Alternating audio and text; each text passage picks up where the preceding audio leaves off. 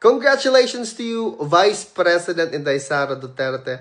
Finally, you will have a day off from all the drama surrounding the impeachment case filed against you. Of course, until February of next year, when I think individuals will file another impeachment case, and hopefully they will follow the due process as elaborated by the Supreme Court in their decision. Today will go down in history as one of the most significant decision of a Senate giving credence and adhering to the Supreme Court's decision, declaring the articles of impeachment unconstitutional, null and void as if it never existed.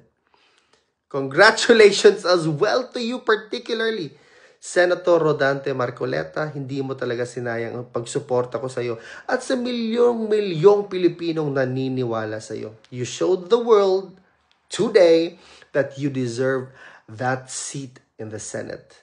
You basically spew fire, or should I say, you told them, Dracarys!